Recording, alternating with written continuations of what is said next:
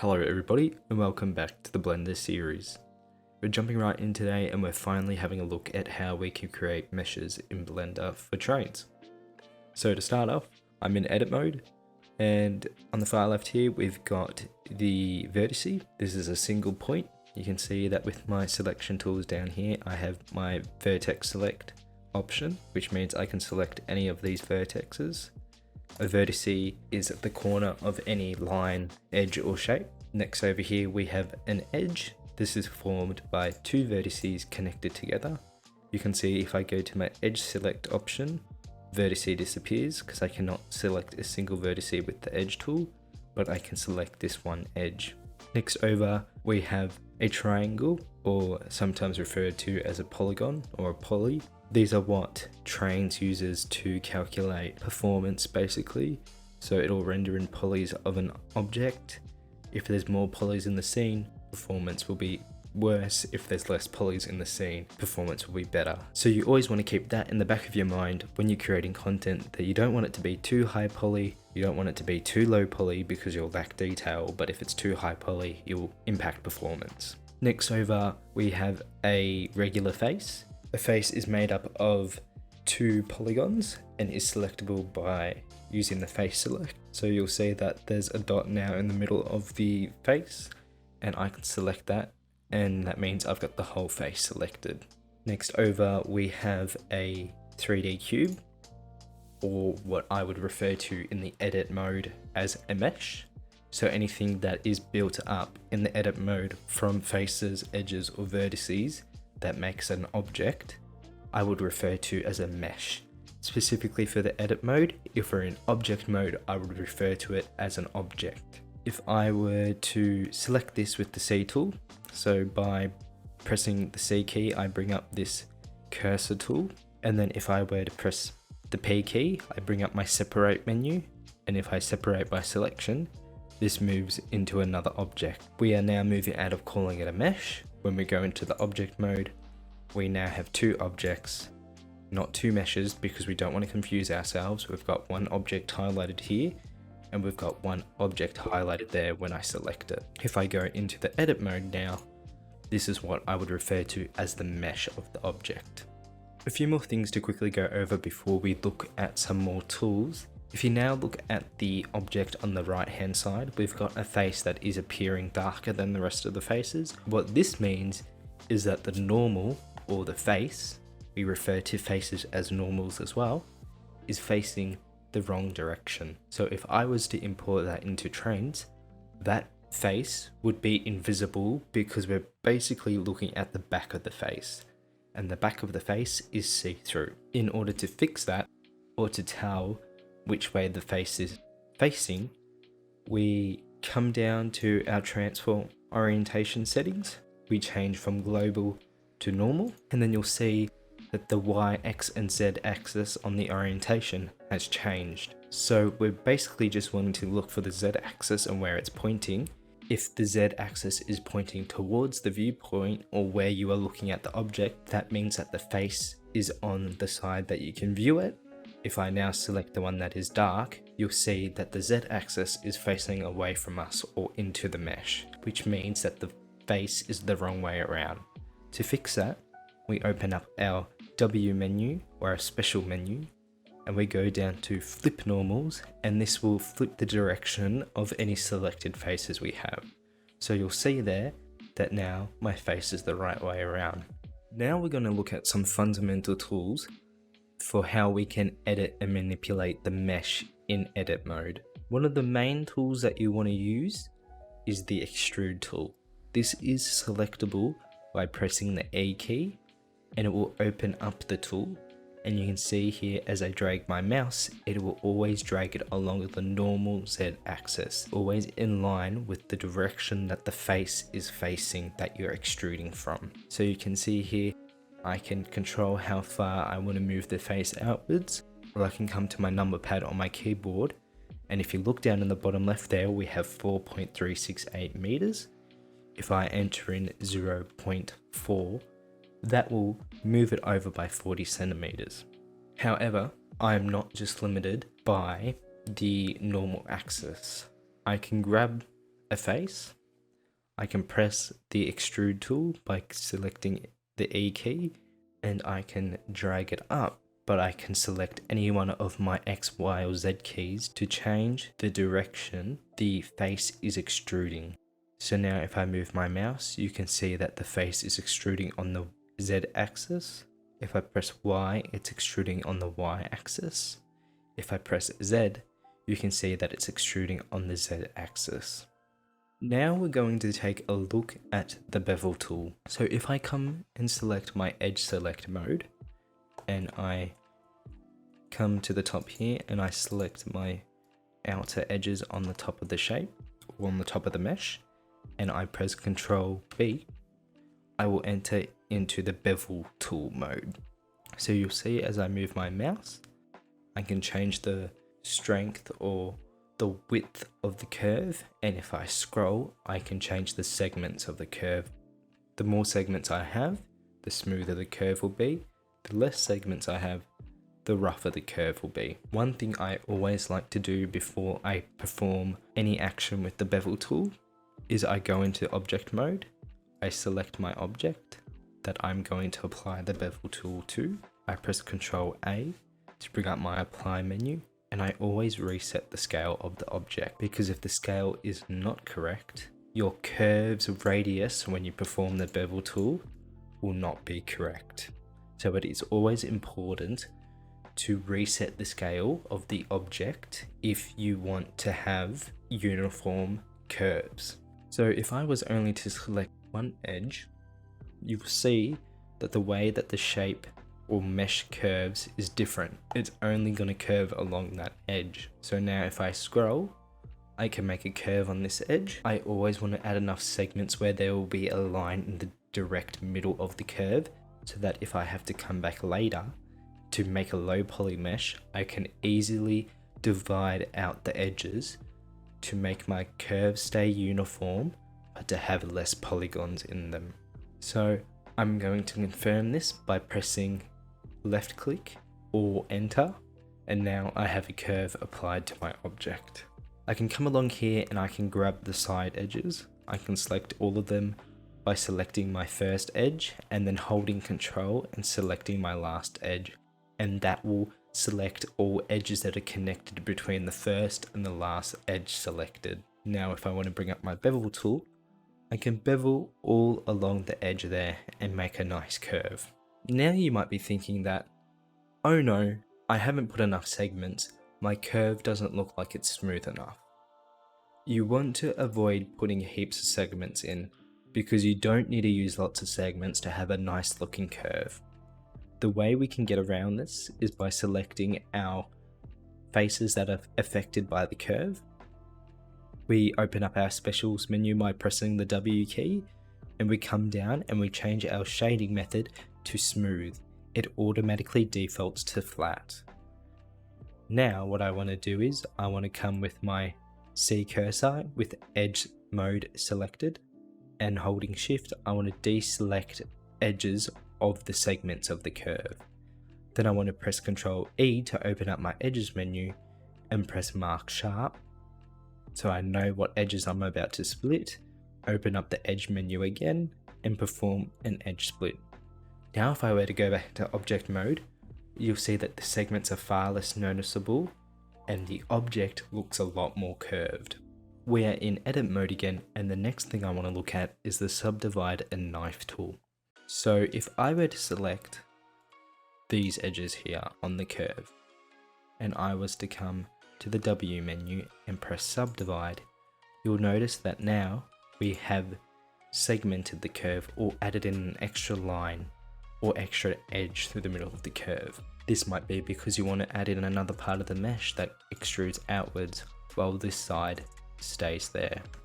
However, while that may be all good, if I was to come here where I have my edges that have been edge split, select these, select my outer edge here, and select my other outer edge here, subdivide, you'll notice that on the top face and the bottom face, we don't have a middle line. This is because it is hard to determine what edge you have selected when you do an edge split, because now you essentially have two edges sitting on top of each other. So one option you have is you can come with the A tool, select the mesh, open up your W menu and press remove doubles. This will remove any vertices that are sitting on top of each other. So now if I was to select these edges and perform a subdivide, I now have that edge in the middle running across the full length of the mesh.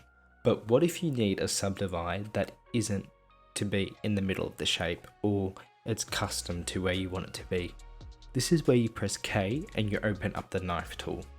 You'll see that this blue dot that appears and the edge that is changing color means that this is where the new vertex is going to be on the edge when I perform the cut. So say I want the edge to be here. I have two options. I can set my angle constraint by pressing C. Now the tool will only operate in certain angles. So I can either operate it on a vertical angle, a horizontal angle, or in 45-degree angles. You'll see that if I don't use that angle constraint when I'm using the knife tool, I can move my knife tool to any point that I would like every time I click with the left mouse button. If you want that perfect line down the middle of the shape, you can go into the orthographic mode, make sure you press number 5 and either 3, 7 or 1 to dictate what side of the object you want to be looking at, and I can open up my knife tool. I can press C to open up my angle constraint, and if I press Z and I perform this cut, the knife will go through and create a cross section through the shape, so that if I press enter and confirm it, you'll see that the knife tool has cut right through that shape. Say I have an object that I've removed the doubles because I needed to do some mesh work. However, it's super complex and it has a lot of doubles removed or a lot of sharp edges, and I don't want to go through and edge split all of them all over again. What I can do is I can select the object, come to our modifiers menu, press edge split, untick edge angle, and keep sharp edges ticked, and that will split all those sharp edges again for us. What if I want to cut a hole through the object because I'm putting in a window or a door, some other sort of thing, where I need to have the object opened up, but I don't want to muck around with using subdivide and the knife cut tool and doing it by hand? What we can do is we can use a modifier called the Boolean modifier. So say my window is going to be 30 centimeters wide and it's going to be a meter tall. If I move this object upwards so that it's going through the object that I want to cut, what I need to do is I need to come into the object that I'm going to cut. I need to remove its doubles, as all of the mesh needs to be connected when I'm doing this, otherwise the hole will not work properly. I can come to the modifier menu, I can open up my Boolean generator, I can select the object that I'm going to cut it with, and I'm going to change intersect with difference. I'm not going to go through all the options, I'll let you do that yourself so that you can recognize what each of them do. Now with difference selected, if I press apply, you'll see that when I delete this object, I now have a hole through this object. What I want to do is I want to go into my edit mode and I want to fix up my faces so that they remain smooth. So I'm going to make these sharp edges, and I'm going to come into my modifier menu, select edge split and select sharp edges, and you can see now I have that perfect cut through that I have specified by using another object. However, you'll see that the modifier will construct faces around the hole. If I was to delete those faces out, I would now have faces that are facing the wrong direction when I'm inside. If I was to come over to the display settings and turn on back face culling, what this does, it shows us where the back of the face is by making it invisible. This is what it would look like in game. So if I was to make this my interior and move this into Trainz, I would have no interior because we are looking at the backside of the faces. How do we fix this? We can do this by hand by coming through, extruding vertices like this, constructing faces. You do that by pressing F, coming over here, extruding it over this side, moving it up. Now if I was to turn on backface culling again, we now can see the inside of the object. But we don't want to do that because that's going to take forever. So what we do is, before I do my Boolean modifier, I'm going to come over, I'm going to make sure my scale is reset and is at 1 as dictated by here. I'm going to select my Solidify modifier, and this is how we're going to create an interior wall. So if I was to open up edge mode, you'll see that the edges are slightly sloped. We can sometimes fix this by clicking even thickness and high quality normals. Sometimes it won't fix it where the geometry is very complex, so you would have to come through afterwards and fix it by hand.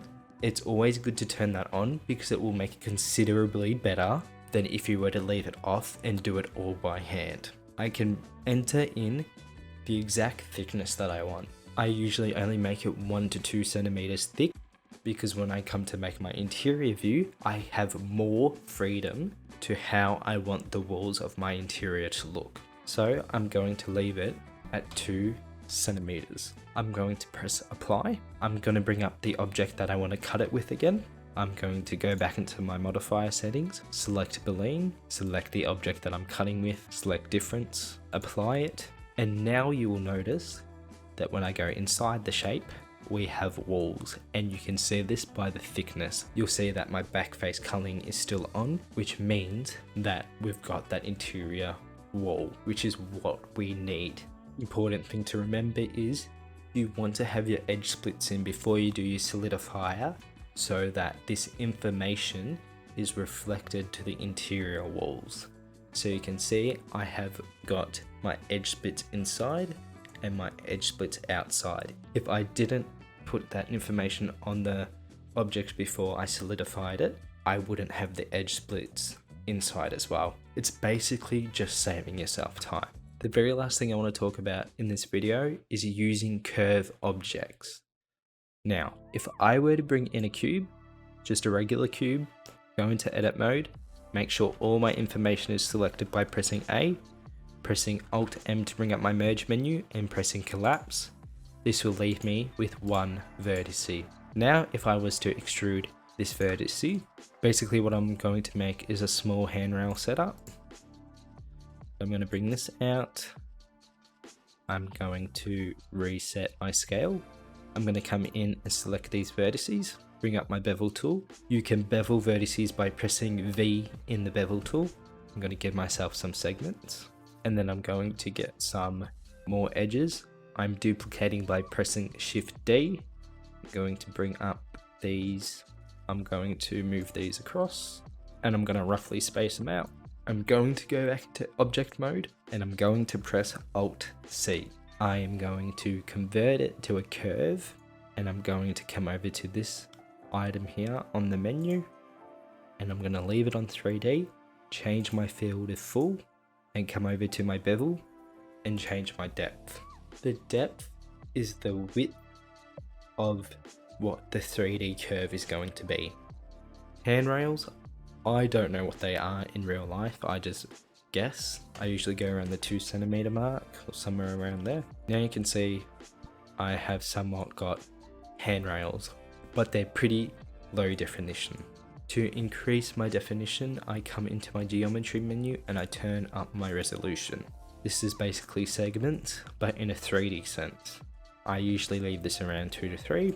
Once you're done selecting how you want your 3D curve to look, you're going to come back and press Alt C, convert to mesh, and now we have this object rather than a curve. We're going to go into the edit mode, we're going to select everything with the A tool, and we're just going to shade smooth. And now you can see I have some pretty good looking handrails. It's the best way to do it. You can use that for a lot of other things. Experiment with it and you'll see what you can come up with. And that is where I'm going to leave us for today for this video. The best way to learn how to make meshes is to do it yourself. So experiment with using the tools that I've shown you. These are pretty much the only tools you need. If you want to use your subdivides, you want to get used to moving those edges around, you want to use the extrude, add in more objects to create different parts of the model and you'll eventually get a good looking model. However, it does come with practice. I can't necessarily show you how to model really good. I can give you the tools and then you can go off those tools and you can play around with them and see what you come up with. When I first began, I had some really bad models. However, it comes with learning and it comes with having good resources. I love to try to help everyone as much as I can. So if you need any help, please join our Discord server. It is in the description below. You can either message me through there or message me directly on Discord and I can give you some tools or show you how to use certain tools to make your models look better. That's it for this one today. I hope you all liked it. If you want to keep up with what we're doing with this series, please subscribe. In the next video, we'll go over mapping and UV baking. This is where I'm going to leave us with 3D modeling and mesh editing. So please go off now, experiment with the tools and see how you go. Thank you so much everybody. I'll see you in the next one.